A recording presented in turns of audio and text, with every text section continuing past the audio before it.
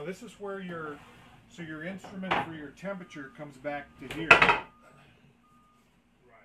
And see, you know, it's not difficult to get here. It's just something that you're not going to do in a C-way and do instantaneously, right? And that's just the dead space back here. These things lift off. These things lift out.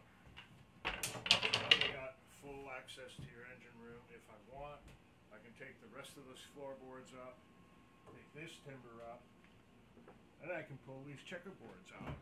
And I can be sitting down there with nothing else down there. It's wide open. I think that's the key. Is I worked on an engine. You got to be able to put your feet in the engine room to be able to work on. But this is neat and clean. What kind of engine is this here? That's a 3-cylinder Yamaha diesel, 20 horsepower. And there's my little temperature sender here. It's in the hottest part of the engine room.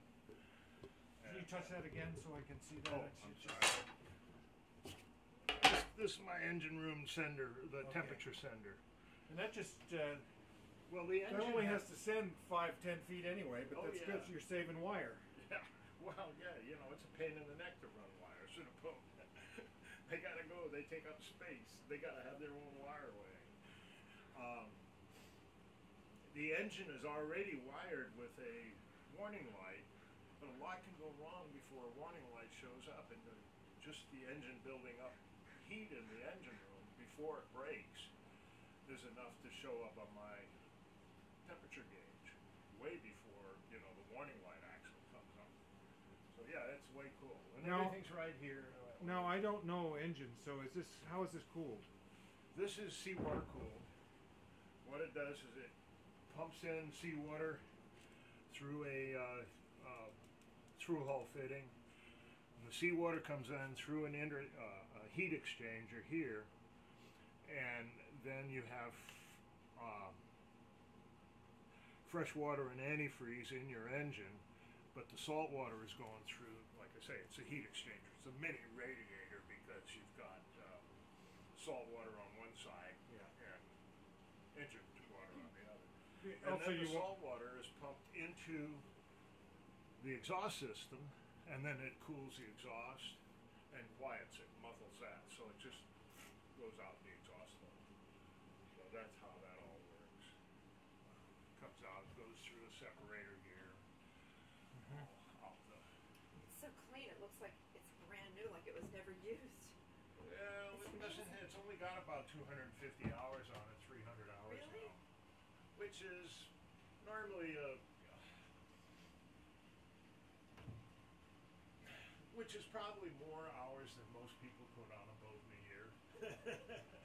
Even though I hardly ever run this. A lot of it is running at the dock, you know, like you could just come down here and run it for 20, 30 minutes while I'm messing around doing something. Just to keep it alive and well maintained.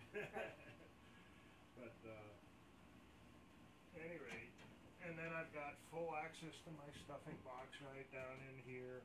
I can, you know, slide all of this stuff out of here, and there's my stuffing box. I got room to work on it. You can get to every single thing. It's really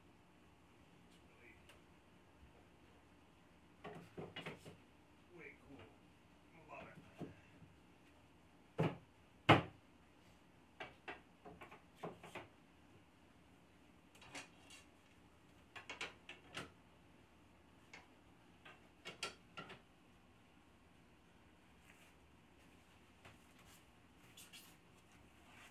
Now these are actually a leaded foam. They have a sheet of lead in here, lead foam, right? And so they're sound deadening.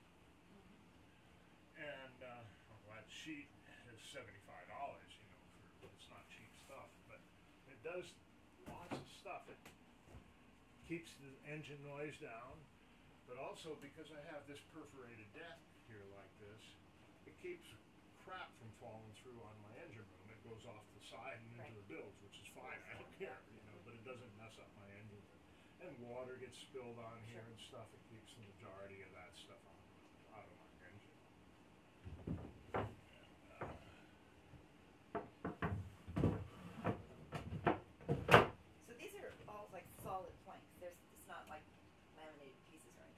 all solid wood. Yeah, this is just Is lumberyard 2x6, 2x12 rather. Or this particular one is a 2x10. Get my spacing properly.